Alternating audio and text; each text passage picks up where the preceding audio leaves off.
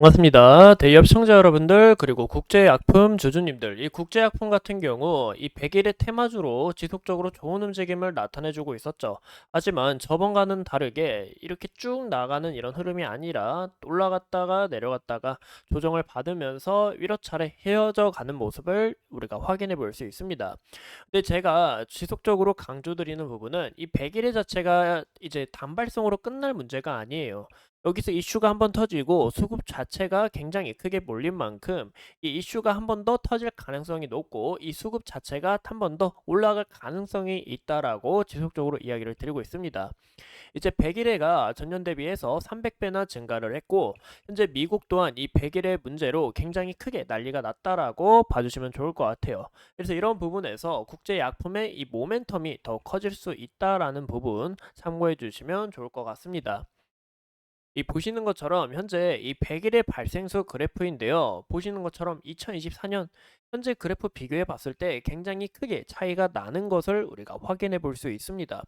무엇보다 아직 이 반기밖에 지나지 않았는데 이런 흐름에서도 죄송합니다. 이런 흐름에 있어서도 이렇게 최고치를 나타내는 모습에 있어서 지속적으로 이런 흐름들 우리가 나아갈 수 있다는 것을 참고해 주시면 좋을 것 같아요.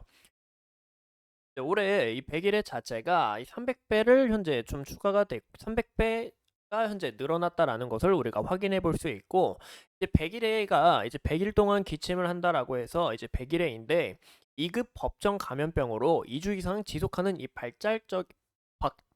발작적인 이 기침과 이 숨을 이렇게 들이쉴 때 구토와 소리를 동반하는 부분에서 현재 이 누적 감염사가 4,803명으로 집계되고 있다라고 지속적으로 이야기가 나오고 있어요.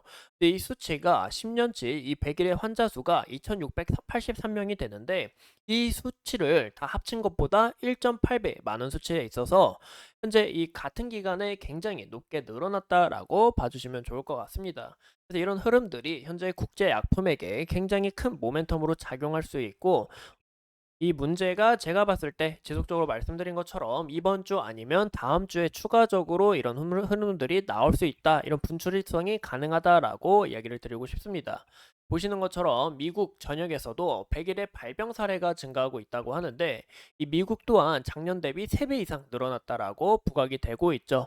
이 문제 자체가 굉장히 크게 늘어나고 있고 무엇보다 학교 등지에서 100일의 유행 조짐이 보고되고 있다라고 이야기가 나오고 있어요. 현재 학교를 시작으로 이제 어린아이들에게 이제 100일의 자체가 퍼지면서 이 애기들이 이 100일의 문제로 사망하는 사건도 나오고 있다고 합니다.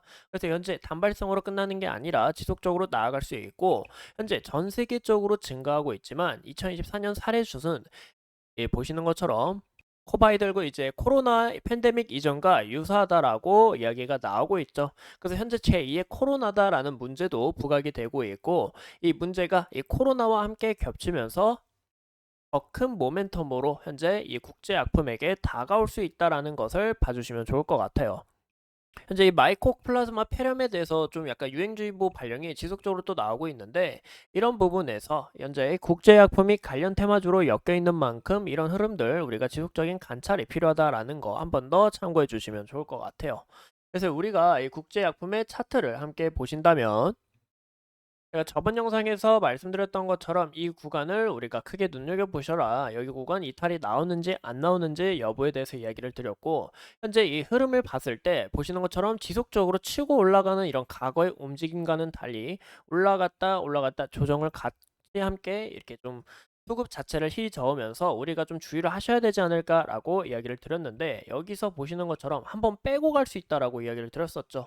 이렇게 21선 강하게 이탈이 나오면서 강하게 또 말아올린 모습에 있어서 여기서 한번 재차 수급을 가져가고 있고 여기서 수급 자체 어느 정도 좀 출력을 했고 여기서 윗꼬리 형태를 나타내는 것을 우리가 확인해 볼 수 있는데 이 구간대 이 세 군데가 현재 이 물량 자체가 굉장히 쌓여 있는 것을 우리가 확인해 볼 수 있습니다. 그래서 이 구간의 매물대를 어느 정도 좀 소화하는 과정을 한 번 더 갖췄다라는 것을 우리가 확인해 볼 수 있고 현재 추가적으로 이 문제가 다시 한 번 더 부각될 경우에는 지속적으로 저항을 막고 있던 이 구간까지 좋은 움직임을 나타낼 가능성이 좀 열려 있다라고 봐주시면 좋을 것 같아요.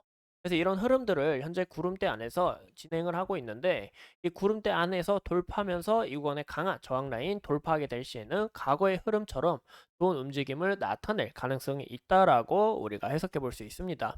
그래서 이런 흐름들 우리가 같이 알아봤고 현재 이 국제학품 같은 경우 이 주봉으로 봤을 때도 보시는 것처럼 과거의 흐름과는 다르게 지속적으로 이렇게 변동성을 나타내 주고 있는데 현재 여기서 조금 쉬었다가 이 241선 위에서 안착하면서 추가적으로 이 저항 라인 돌파할 수 있는지 이 여부를 함께 우리가 체크하시는 게 가장 중요하다라고 봐주면 좋을 것 같아요.